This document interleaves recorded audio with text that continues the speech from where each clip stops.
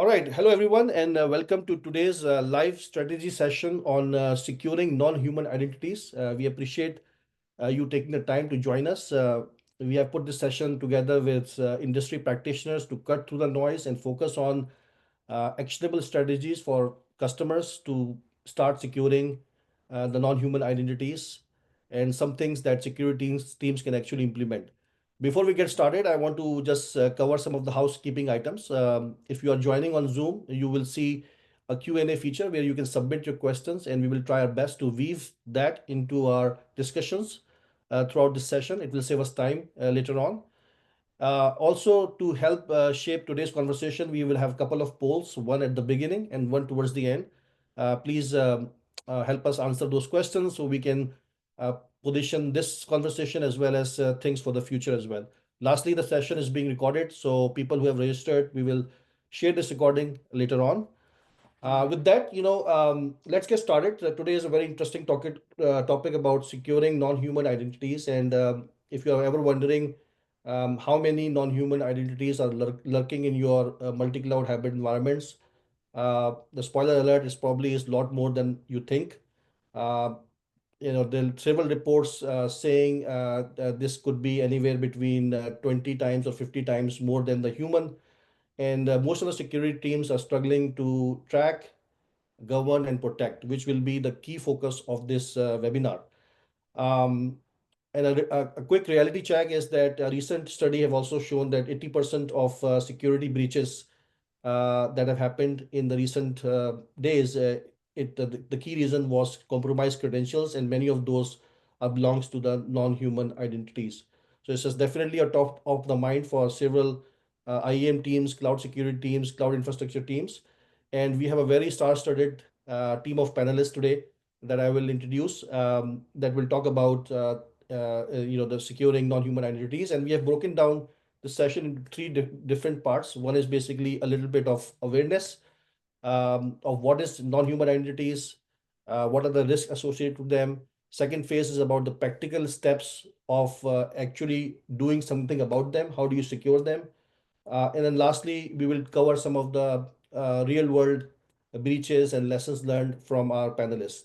So with that, I would like to introduce our panelists. So we have um, let me go back to we have basically today Lalit Cheda, the CEO and founder of NHI Management Group. Um, we also have John Gonzalez, ex-head of infrastructure at JP Morgan Chase and Citibank, and have been working with several startups on cloud networking security. So very balanced customer point of view of how technology gets adopted and deployed to meet certain business objectives. And lastly, we have the CEO of Brightif, a fast-moving, innovative cloud security startup focusing on identity security. So maybe I will ask each one of you to go and introduce yourself, maybe a little bit about what mission you are focusing on. So Lalit, I will start with you. Okay, thanks, Naman. Hi, everyone. My name is Lalit Choda. I'm the founder of the Non-Human Identity Management Group. Our kind of mission statement is to educate and evangelize about the risks of non-human identities and help organizations through their journey tackling these risks. Been the author of many white papers and research on NHIs, and now known in the industry as Mr. NHI. My background, 30 years in investment banking. Most of that has been running very large global regulatory programs, be it in the PAM, IAM space, and most recently ran a huge NHI program at a large investment bank. Fantastic. Welcome, Lalit. I will go next to Art. Art is the CEO of Brightif. Art, maybe just a quick intro about yourself and the mission that you're on. Yes, absolutely. Hello, everyone. Art Pagosian. I'm the co-founder and CEO of Brightif. Brightif is a cloud-native identity and privilege management platform. The mission, as Naman you referred to, is really help secure organizations that are operating in a multi-cloud, hybrid, kind of a modern technology environments, really help them mitigate the risks of operating in a multi-cloud complex environments, as well as uh, environments that require more automation like DevOps and so on, or even new technologies like AI, to help them secure and really enable their businesses to achieve their business objectives. I've been in the identity space for over 20 years. And yeah, the journey continues. I'm happy to be here. Fantastic. And I think it's a great time to be solving these securing human and non-human identities in this modern era we are living in. Last but not the least, Mr. John Gonzalez, former leader at Citibank and JP Morgan Chase, and obviously have done a couple of startups after that. John, maybe a quick intro.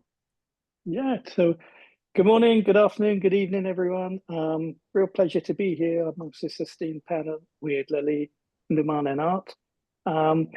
As Numan said, I come from an ex-customer background, having worked in investment bank in various technology leadership roles, from systems to networking to security. Mainly at tier one, very large financial organizations. Our mission really is to progress the business, safeguard the business, safeguard its customers, and help put the business into a competitive advantage when compared to their competitors. It's, as I say, it's a pleasure to be here to help put a slightly different spin on things from a customer perspective. Some of the challenges that large enterprises and even small, medium enterprises face when trying to implement and get ahead of security, cybersecurity. So hopefully I'll have an opportunity to share some of those stories with you as we whiz through this presentation.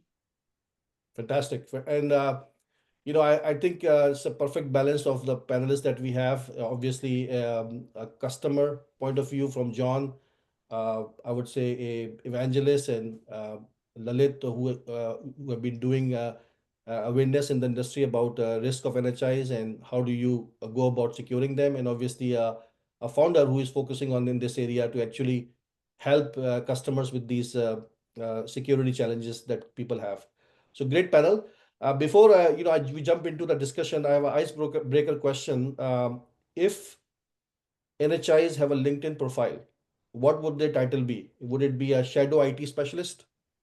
Would it be a ghost in the machine, or it will be a over provision automation engineer? John, what do you think? I'm going to go with the ghost in the machine. Okay, all right. Art, you're smiling. What do you think? That caught my attention too. I like that. Ghost in the machine. Like that? Okay. Lalit, what's your vote? I think it's going to be a clean sweep, ghost in the machine. All right. That makes perfect sense. So with this, it brings us to this next slide, which is about the exponential increase of non-human identities. And several studies, including the one from Lalit's organization, has shown that NHIs are outnumbering human identities at a scale of almost anywhere between 25 to 50x. And a recent survey from ESG also indicated that in the next 12 months, many organizations are rapidly or significantly increasing the use of non-human identities. And it's just because of the dynamic nature and automation and AI coming into the picture. It's a rapid increase in the usage of non-human identities, but that also pose certain risk, right, in terms of securing them. Um, I always like to think that NHIs are actually your friend, and they don't ask for a paycheck. They don't need coffee breaks. They wake up, they do a really, really good job in a robotic precision manner, and they go back to sleep. As long as you secure them so that they don't start to freelance for the hackers, you are in a good shape, right? Because they optimize, they make you efficient. But Lalit, I know that you have your organization have done a little bit of research on this as well. What is your take on this exponential growth that you're seeing? Yeah, look, I think the problem with NHIs has always been there, right? 30 years ago, I was dealing with that at investment banks. But clearly, in the last few years, we've seen a huge secret sprawl problem. As we've seen hyper-fragmentation across hybrid cloud, on-prem, SaaS integrations, and then obviously with microservices, containers, CI/CD automation, all of these things are needing NHIs. So we've just seen an explosion in NHIs over the last 4 to 5 years, and sort of as we move into sort of AI, Gen AI world, we're going to see that increase, probably go to sort of 50 to 100x in the coming years. So it's a huge issue, right? These accounts or these credentials are unmanaged typically. They're static in nature, and can be easily compromised, as we're seeing regularly now with breaches. That's great. And I think you are absolutely right. The NHI itself is not new, but the significance and importance of this has grown considerably because of the use cases that we are seeing in the dynamic multi-cloud hybrid environment.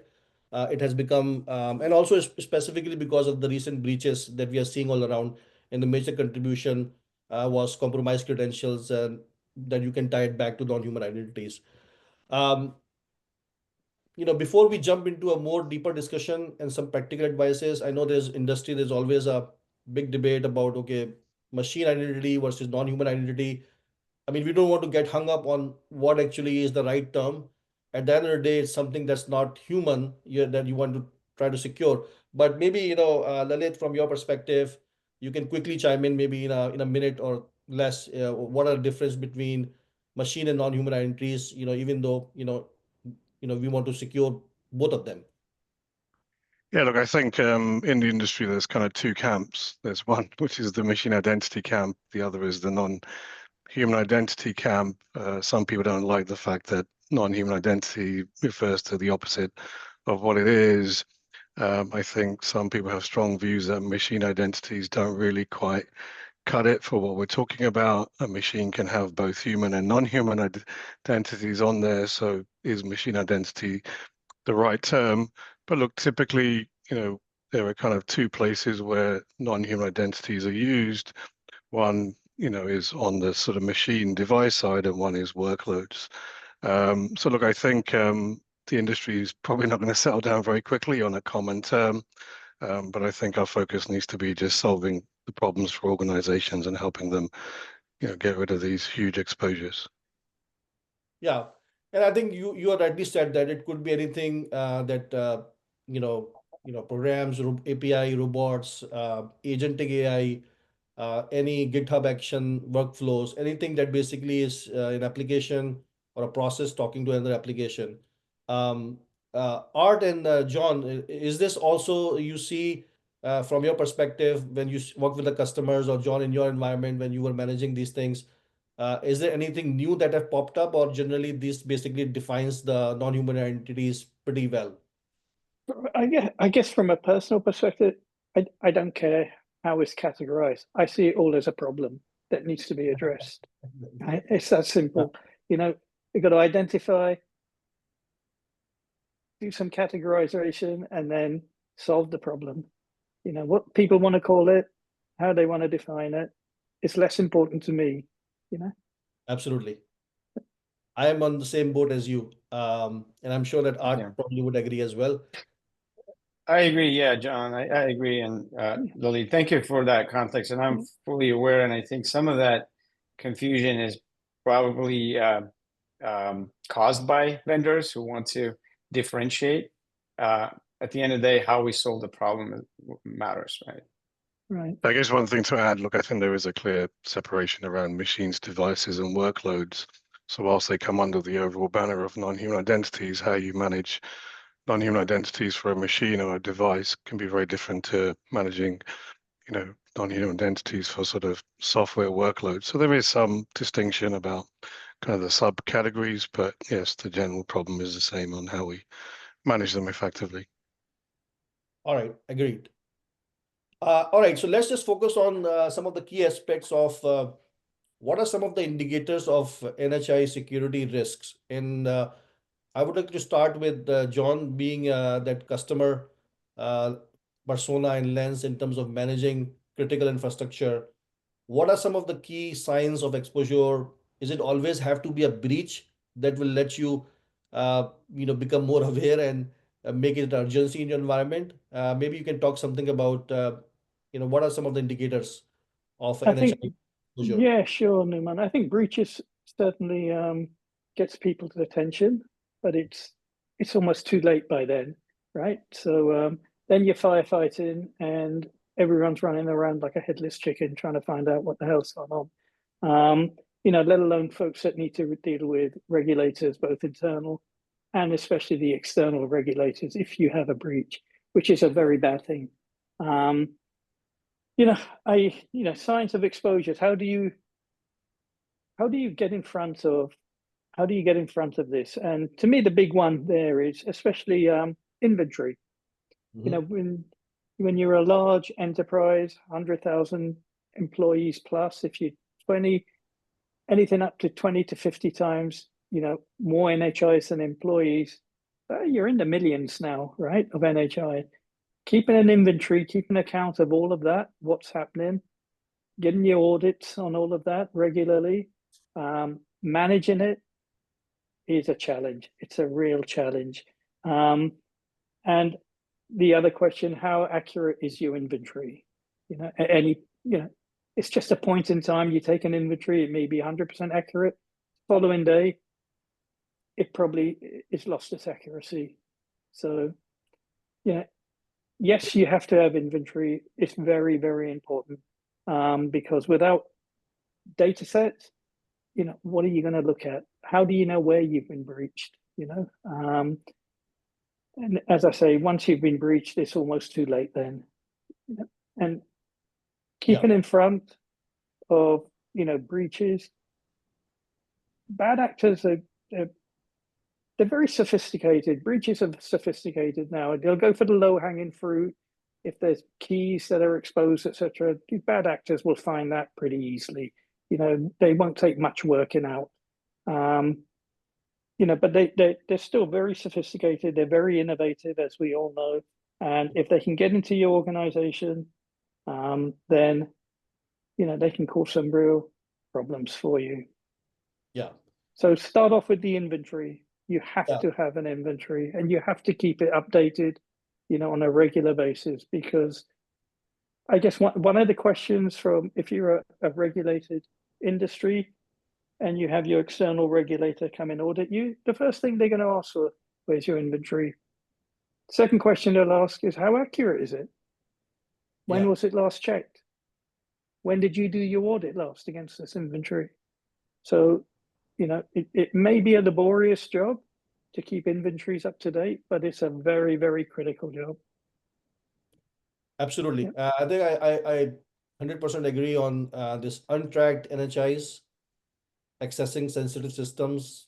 I think most of the NHIs have probably more access than a CTO in the environment, and still they are untracked, which becomes a key risk point for a lot of customers. Lalit, I know that you work with several big organizations in different verticals, especially finance, who have compliance and regulatory requirements to meet. What have you seen in terms of the risk that they are trying to address, and how do they even know what are they exposed to already in the brownfield environment? Yeah, look, a great question. The last big project we did at a large investment bank, we actually started the program. Actually, a lot of people think about breaches and external threats, but actually it was an internal incident that caused the focus on NHIs. I'd been talking to my CISO and head of IM for probably 4 or 5 years prior that we need to tackle this problem, but the focus was PAM, IM, and cyber controls.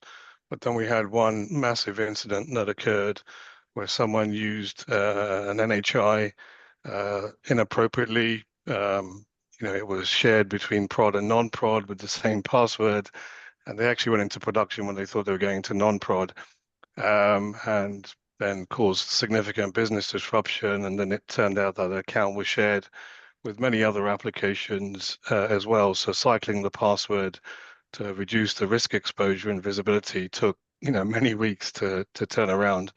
And that's just one account that we had an issue with, but that then started probably a $20+ million remediation program.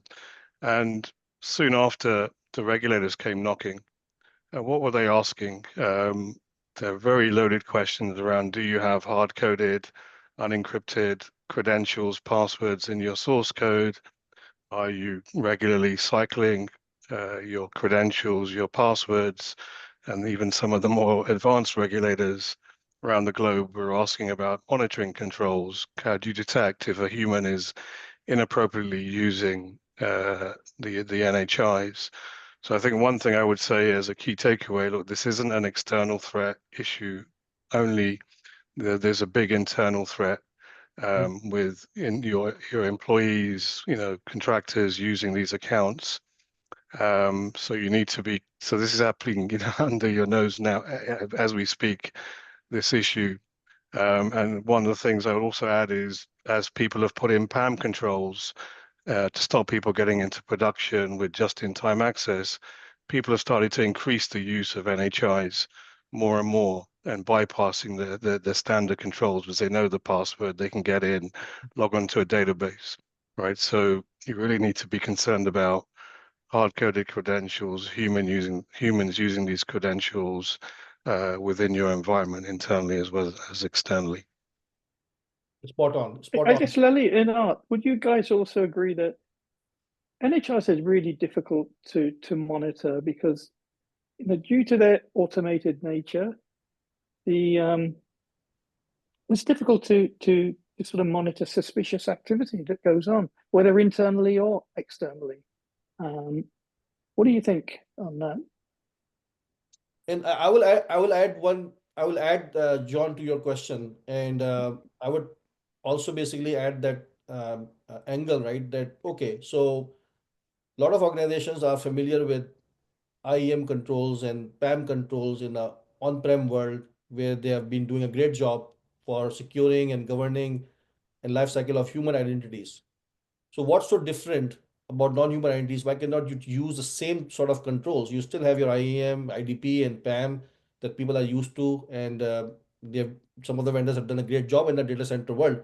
So what has changed, and why all of a sudden this became a problem, and where the legacy tools and approaches are failing?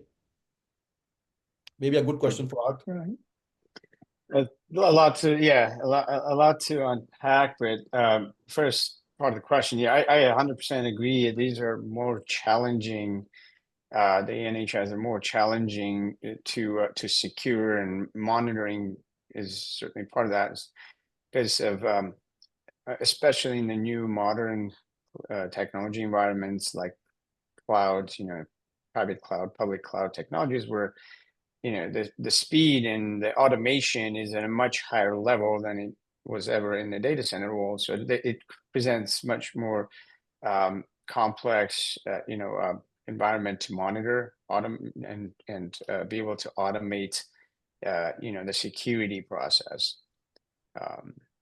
Yeah. I guess Most of the approaches or processes that we have built, let's say, governance, IGA type capabilities were designed and built to handle human. And when non-human identities and service account and service principles and RPS came into place, there was no proper governance. So you're not even coming to the proper channel that people are used to. So that actually makes it a lot more problematic for teams, security teams, IAM teams to actually get a handle of actually securing them. Do you think that that's one of the reasons? Maybe Art, you can.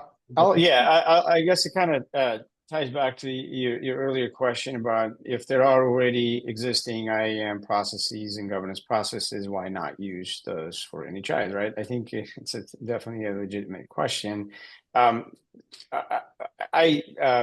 share this from just overall the experience in the IAM industry, and I feel like the current situation that we're facing with this problem of non-human identity management and security is very similar to what the industry was facing for the human identity management and governance about 15, 17 years ago.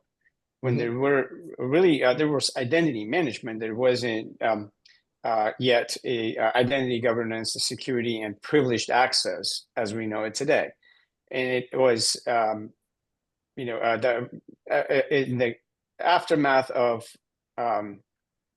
several major changes in the economy and the acquisitions, divestitures, caused by recession, and that's when the compliance and regulatory requirements came into play to really put more structure and governance around human identity processes for onboarding, for certification of access, and ensuring that that access was properly managed and secured. I wish at that time non-human identity was part of that, and we would have been at a much more mature stage now, but it wasn't. And all the resources and all the focus was thrown at implementing those controls. Now we're facing this problem with non-human identities, except the magnitude of the problem is multiple or hundreds of times bigger, and the velocity of issues and problems is much higher because of the more sophisticated and more complex world that we're in. But I do think the concepts, frameworks, and strategies that have worked for human identities are 100% applicable and can be adapted to manage and secure non-human identities. And I think we'll talk a little bit more as we move into more of a roadmap and recommendations and strategies for that. Yeah, so I think Hey, that's our next. Noman, Yes. can I just jump in real quick? We have a number of questions that have come in from this great discussion. I think the first one, it looks like Lalit, you already answered, but somebody wants to know, do NHIs apply to the cloud as well? So I think we want to make that point explicit that yes, it does. And the question, which I think maybe we can defer to the next section, is how would one go about maintaining NHI security posture? Absolutely. That's basically is going to be our next phase. And yes, NHI absolutely is relevant for the cloud. In fact, it's even more prominent in the cloud world because of the speed and dynamic nature of the cloud. Before I move on to the next one, Lalit, I wanted to ask you that you work with several different customer verticals, especially building this awareness and providing them advisory. Do you see any certain verticals or industries that are actually leading the way in terms of securing NHIs, or pretty much everybody is in the same maturity level in terms of awareness and in terms of actually taking some actions? Yeah, look, I would say that there are very few organizations that have mature processes around managing NHIs. The ones that have tackled this will either be ones that have been breached or under some kind of regulatory scrutiny. We're seeing a lot more kind of red team exercises that are occurring, through regulators that are discovering very easily hard-coded passwords in source code. So look, it's very, very easy picking for anyone that's trying to discover risk exposure. They can do it within minutes. So I think there aren't that many orgs, to be honest, that have been through the journey. I think if you're a brand new org with all cloud native, then maybe some of your risks are going to be a little bit simpler to manage, but you're still going to need to do something about them. There's a lot of challenges around all the different lifecycle processes that we've touched on, CI/CD, pipeline processes and integration, vaulting. You need to have a complete solution, and some of the current sort of IGA PAM solutions, sort of the more traditional ones, aren't really suited to solving the problems completely with NHIs. All right, thanks. Spot on. And I think you're right. So many verticals and industries are looking to secure them. The urgency probably would come from who is highly regulated and where there's a aspect of obviously cyber insurance premiums and reputational damage or regulatory requirements that you have to abide by. That creates urgency, but pretty much every customer that I talk to have some sort of a CISO initiative or a CTO initiative to start looking in terms of securing them. So which basically brings us to our next section of this webinar is, okay, so we know the importance of NHI, we know they're exploding, we know there is a security risk associated with it. How do we go about actually securing them? Is there any practical advice in terms of securing them? And the team here has put together a sort of a roadmap in terms of how do you actually end up securing, which actually revolves around tracking them, governing them, and protecting them, right? So I'll just quickly summarize in terms of your setting up your strategy, which is basically what is your end state and how do you align to your security goals with the business goals. Governance, which is about how do you get visibility and how do you basically put together a structure where whenever NHIs get created, there's a foundation behind it, right? It's a read only, it is a read write, is it administration only? And then, leveraging advanced capabilities such as just-in-time and continuously improving them to get granular access is important, which will be your enforcement step. And then looking at the future use cases, which is about agentic AI or granular database access or machine learning or data analytics, right? So how can you advance your approaches that you have figured out to those advanced use cases as well? So with that, what I will start with, right, is Lalit, maybe you can start with this strategy, right? Because I'm sure that you work with a lot of customers who are saying, okay, don't tell me why NHI. I already understand it's a risk.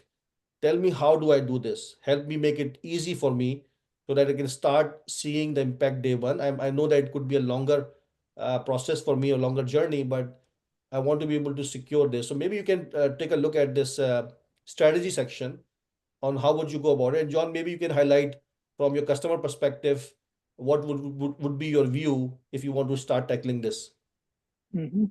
Yeah, look, so drawing on sort of when I started a huge program 4 years ago at a big investment bank, look, you have to, you can't tackle the elephant in the room. This is a massive, massive problem. I would say it's probably the most challenging problem you'll ever face dealing from a security kind of risk posture standpoint, just due to the complexities of managing NHIs, right? So you need to take a risk-based approach and figure out, what are your most critical apps or your most vulnerable accounts that have the highest privileges. And then as we started at the beginning, you have to start with, your inventory, understand the size of the problem. Do you have 50,000 NHIs? Do you have 5 million NHIs? And you're going to find there's lots that you don't know about. There's endpoints that you have no visibility to. So first, understanding the size of the problem, understanding what controls you already have in place to manage NHIs. Do you have any policies, standards, controls, right, to educate kind of your staff around best practices, what's acceptable, what's not acceptable? People today still put hard-coded credentials in source code. That's unacceptable, right? In a previous organization, you could end up being terminated, right, if you continue to check in hard-coded credentials. So I think it's really important to first set this scene, with the organization, realize this is a huge problem. You've got to understand where you've got your biggest risk exposures.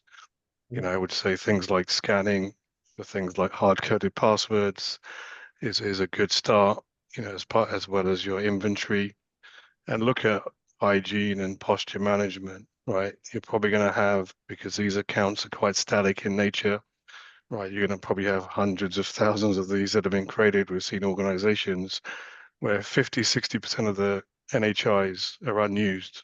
They don't know what they are. They should be cleaned up to reduce the surface area risk, and then focus on things like overprivileged accounts. Many accounts have write privileges when then just need read. So these would just be some starting points on how to think about your strategy and initial approach. Got it.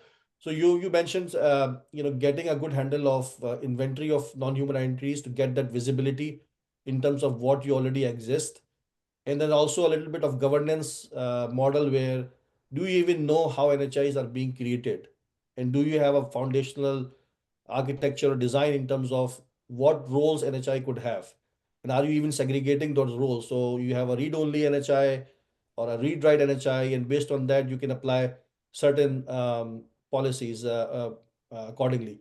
Uh, uh, Art, I want to ask you this question, right? So obviously you work with a lot of customers who are in this boat already, where NHI is a ticking bomb, and they want to secure and immediately start to take certain actions.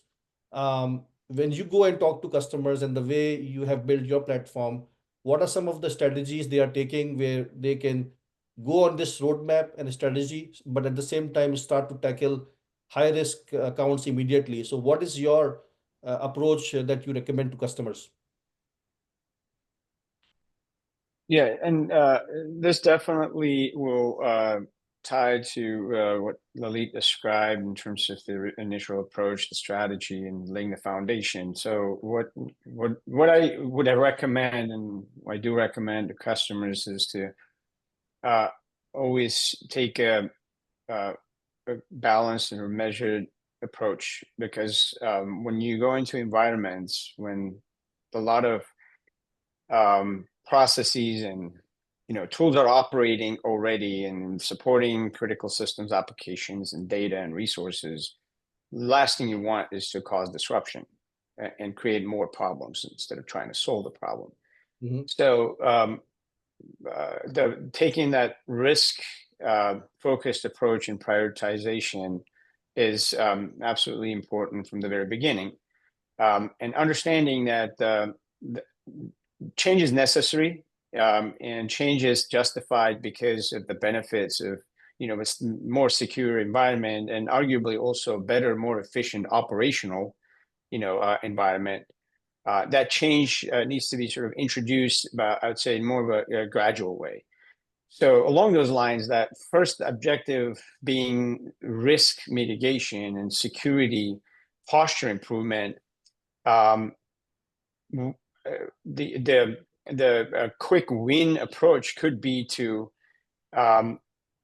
identify any type of NHIs and automated processes, the machines, the services that can be migrated from hard-coded static type of privileges to something like non-standing, ephemeral, and mitigate the risk substantially because of the removal of the 24/7 standing privileged access risk, and setting much more stricter sort of time boundaries for that process to operate, obviously aligned with what that process is supposed to do.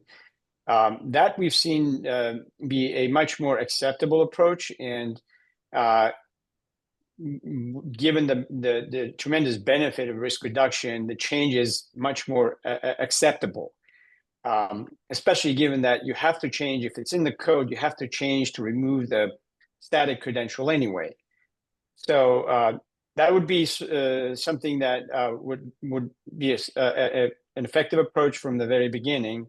Obviously, that's not where we stop, and is that certainly more steps, more improvements can be done in the next phases.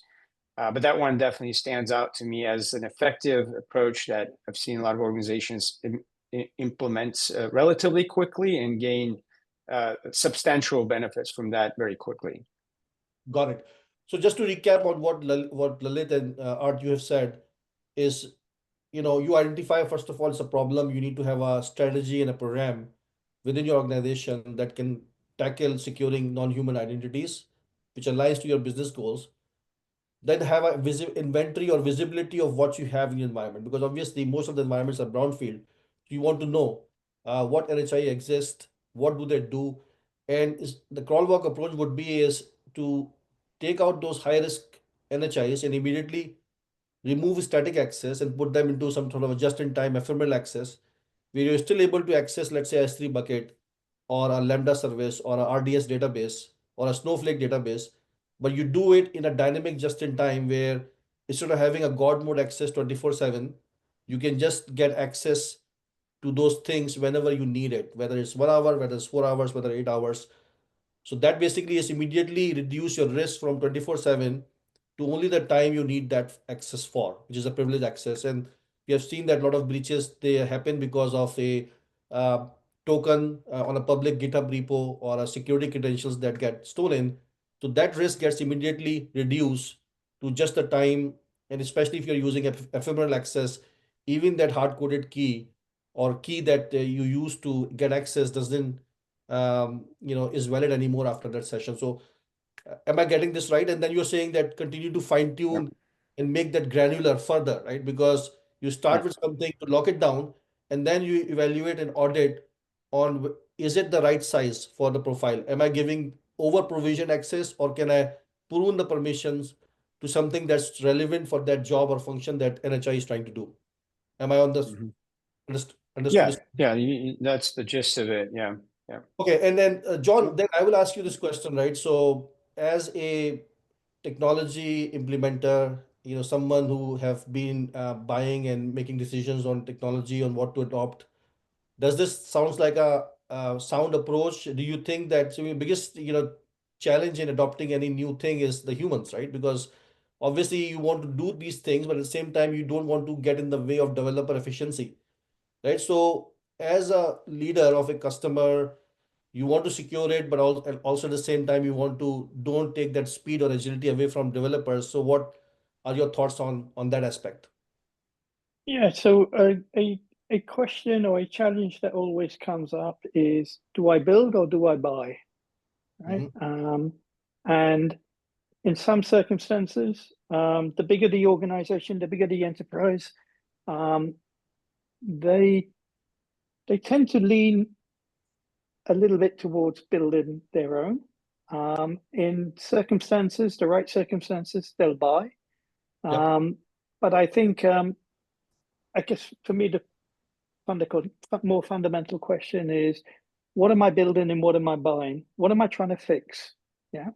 And how do I address it? And I completely agree with both what Lalit and Art are saying. If you don't have a security strategy, and I have to assume every company has some sort of security a cyber security strategy. I have to assume that because if you're in business and you're on the internet and you're doing some sort of remote access or external access into your organization, you have to have some sort of security strategy there. And if you have your security strategy set out, and the strategy might be, I'm not going to trust anyone and I'm not going to trust anything. That could be the start of your strategy. But how do you implement that? What are the policies you're going to create around that? Some of the policies maybe no one's going to have unfettered access, 24/7 access. Everyone's going to have, and everything is going to have just-in-time access. That could be another policy. It would be a good policy to have. So setting strategy, setting your policy, understanding what your environment is, and even more than understanding what's in your environment, i.e. your audits and your inventory, etc., is how is your environment broken down? As Lalit was alluding to earlier, what's the most critical parts of your environment that you may want to start to secure first? What are your high priority applications? What's external facing that you need to lock down even further, with identity, non-human identities? So that may be the piece you start with first because you're external facing or you got high critical business applications that you want to make sure are safe and secure, because if they're breached, then they're going to cause the most disruption to your organization. So as Lalit said, don't try to solve the elephant in the room, break it down, small pieces at a time, and then work your way through it. But it's an iterative process. You're never gonna end this, right? It's always it's like painting the Golden Gate Bridge, I suppose. Once you're at the end, you come back again and you start again. I mean, in England, it's painting the fourth bridge. Like Golden Gate is probably Yes, a million times bigger than the fourth bridge. absolutely. Continuous So improvement. you never end this. It's difficult to keep in front of bad actors, both internally and externally. So continuously auditing your environment and understand what you have, where the gaps are, and how you address those gaps. Addressing those gaps against the policies that you set, and continuously reviewing those policies, because threats are changing every day of the week. there's a new type of threat. Guess what? When there's a new type of threat and you're breached, you probably have to review your strategy and review your policy to ensure that you're tackling that new type of threat. So it's, as I said, it's continuous. It's never going to end. And the bigger the organization you are, the more complicated things are, and the more time you need to spend, doing this type of monitoring and activity. Yeah, and I think that's why I think this governance process is so important, right? That you whatever you're doing, you just don't do it one off. You need to make sure that you have a proper governance process in place. And the overall crux of this slide, in my opinion, is to find them, classify them, and lock them down. And make sure you have a process that is doing it for any new type of NHIs that are coming into existence. So you're not doing a one-off thing, and you have proper tools and processes in place to make sure. And as I mentioned earlier, right, it's exploding. NHIs are exploding. It's a high risk, but they are very predictable in nature, and predictability is a gift. So once you put together a process and tooling in place that doesn't hinder the developer efficiency, don't slow them down, you will start to see more adoption of this, right? So which is a good thing.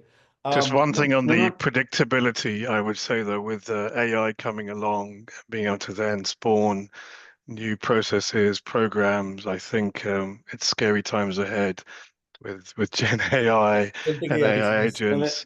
And I think it's going to become less predictable, and that's why you actually need to have much better controls over how you manage your NHIs within an AI world. yeah, I think the term would be predictably unpredictable, right? Yeah. Absolutely. Yeah. We have another question that I think is actually kind of a tactical question here on the discovery side.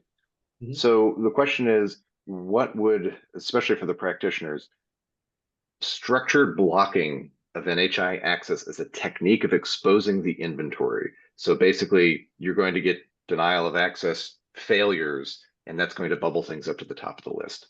That seems like the taking the sledgehammer to it, but curious on the panel's thoughts. Structured blocking is very hard to achieve in practice unless you have access to the data plane layer like a domain controller on Active Directory.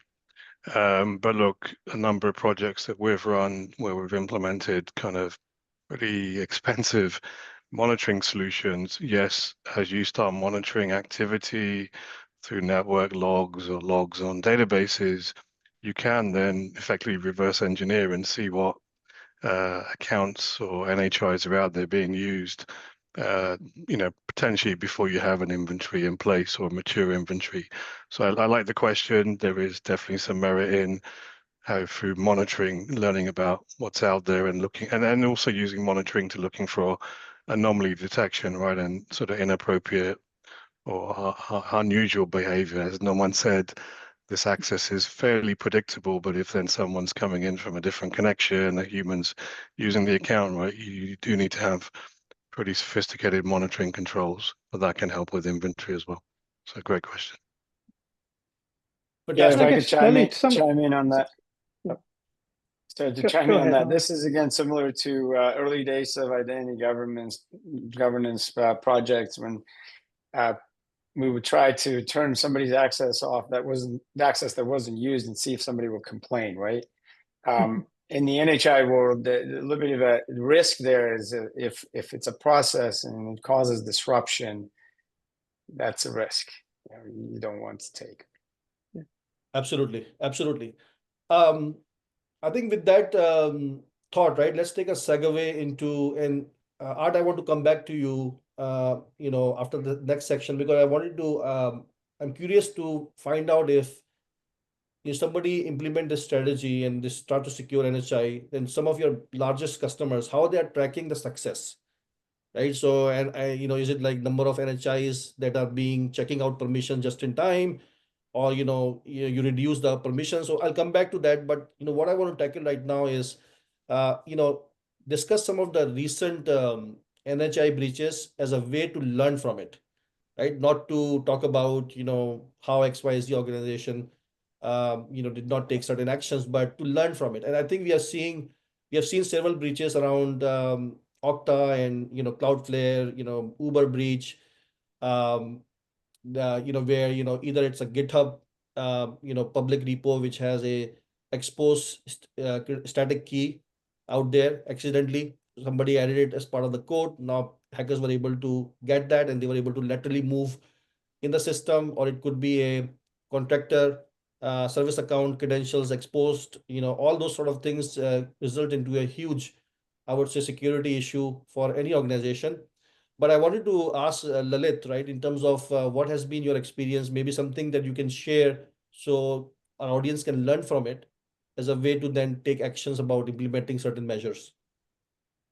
Yeah, look, I think at the heart of most breaches that we're seeing, right, public repos that contain credentials, the fact that a lot of the credentials are static in nature, and those, as they get discovered, allow you to then compromise not only an organization, but the other thing to remember, you will have many third-party supply chain dependencies. So the threat actors are going after those supply chain attacks, as well as then coming into your own organization. And I think a lot of the points are mentioned in this slide, but it's all about, if you've got static credentials, you need to rotate them, make sure they're as secure in a vault. You need to ideally move to kind of what we've talked about, ephemeral secrets, short-lived credentials. But you need to obviously understand which credentials you have, what privileges they have. So even if someone gets in, they're limited to what they can do, even prevent things like lateral movement by using the same account in prod, non-prod. So again, to the earlier points, lockdown, secure, and then move to more of a just-in-time model is really the way you're going to stop, future breaches. Great. Art, you want to mention something about this transition to ZSP model? I've seen this term now being coined even from Gartner, which is saying that privileged access of the old world is dead. The North Star is zero standing privilege. So maybe just want to educate the audience what it means. Yeah, sure. The term, I think it was introduced originally by Gartner. I think this was an idea that would align with other concepts like zero trust security as it applies to access and privileges. And it is, it may in the first, at the surface level, it may sound like, is it even achievable? What is zero standing access? Can you even achieve something like that? And I personally think that's not what this is meant to tell the practitioners. It's more of a goal or a target to work towards, especially in environments that are a hybrid of different technologies and different levels of maturity. Some technologies can fully implement a zero standing access without creating an unnecessary friction for the user, but some technologies can't. So it's really how you work towards a certain objective, understanding that the benefit of non-standing access is a much more limited risk exposure, and it's just the attack surface is much smaller that you have to protect against, right? So that's my interpretation. It is practical, but given certain, how you set the objectives, the certain objectives you want to accomplish. Great. Thanks, Art. John, from your perspective, do you have any recent breach or learning to share? I know that you have been reviewing the Salt Typhoon breach as well that happened recently. Yeah, I think every breach has something to learn from it. I think the key takeaways that I hear are pretty accurate, as to how to avoid breaches. Now, you're never going to avoid every type of breach. If someone wants to break in, they're going to break in, right? So don't think that you can, you're going to be exempt from that. All you can do is your very best to put your safeguards, your guardrails in place, and keep on top of things. As we said earlier, keep reviewing what you have, keep monitoring, have good quality monitoring.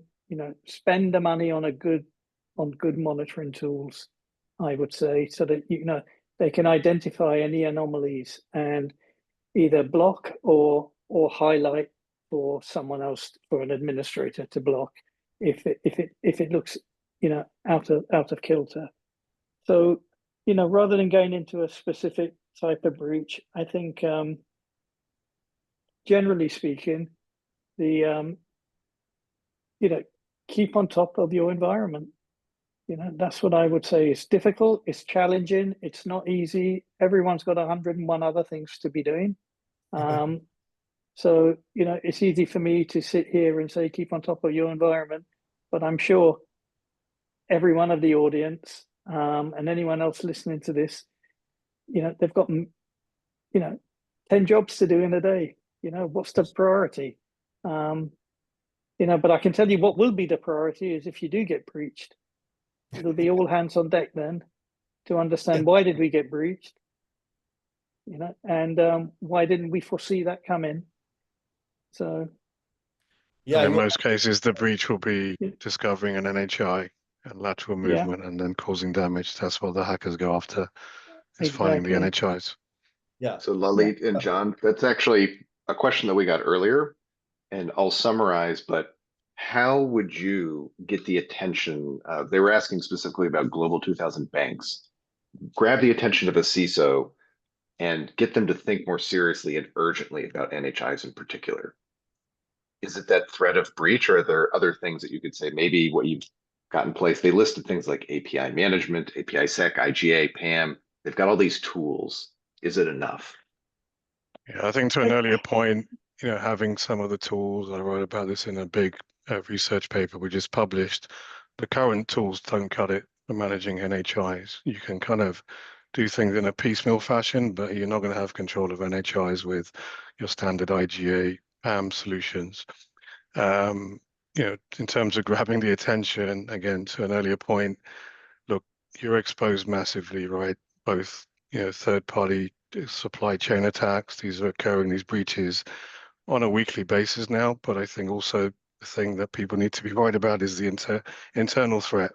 The fact that people could be using these accounts to bypass controls, books and records, right? That's, I would say, the bigger threat you've probably got that I think CISO should be concerned about. And most of the issues that I said that trigger NHI remediation programs start from some internal issue, some malicious employee or some accident that's been caused where people are using NHIs. So this is happening today in your organization, and you will be exposed massively, right? In terms of hard-coded credentials, that anyone that walks in, it's like coming into a house, they've broken through the front door, but then all your windows and doors are open, and that's effectively how you need to think of NHIs. yeah. I think that great input, Lalit and John and Art. We're coming to close to a finish of this live session. But No, man, could I just have Sure. 30 seconds just to carry on from where Lalit left off? I think, how do you attract the attention of your CISO? I think most CISOs want to keep the environment safe and sound. They, you know, I think if you've got a particular issue that you want to highlight and you need budget spent on it to correct, etc. I think something that Lalit said earlier, some of the monitoring tools out there are really not fit for purpose. And you're probably spending maintenance money, license on those. A little business case, get rid of the current tools if that's what you need to do. Show the save or the future cost avoidance against buying something that's, you know, going to fix or going to help monitor the problem for you. You know, CISOs and CTOs and business leaders, they're all under budget constraints, right? And, you know, whilst everyone wants to keep the environment safe and sound, they've also got budgets to worry about and, you know, where to spend the money, when to spend the money, etc. So, you know, what used to work for me quite a few times is, you know, a small business case showing a return on investment, getting rid of, you know, I hated it when my team came to me, I need another tool. I'd always say to them, well, what tools are you going to get rid of to add another net new tool? So, you know, if something's not fit for purpose, get rid of it, stop paying for it, and buy something that is. going to do the job for you. Got it. I think you're in a much more stronger position if you can show a real return on investment to your CISO. If you want to bring something in new, or you want to fix something that you see there's a gap in the environment. Absolutely. Everything costs money, time or money, probably both. Absolutely. The urgency, Yeah. the pain, the value, Yeah. and obviously the cost efficiency is the top of the mind for most business leaders. So thanks, John. And we are almost end of our live webinar. So thanks. Really appreciate Lalit, John, and Art for attending this session and providing your valuable insight. We have some resources here if you want to go and consume those to educate yourself. There's some great stuff from NHI Management Group, from Lalit's team. And there's some great resources from Brightive as well. Feel free to absorb them. And if you have any questions, you can reach out to individual email addresses here, or also if you want to reach out to Brightive, learn@brightive.com is a good email to reach out for. And lastly, I would end this with this thing that NHI do not have bad days, but if you secure them right, they will never miss a beat. They are there to help you out, right? So they are not evil. They are there to help you out, make you more agile. But it's important to make sure that you secure them with the right governance, right process, and right tooling. Thank you so much for watching, and we'll come back for the next session on NHIs later. Thank you. Thank you, everyone. Thank you, everyone.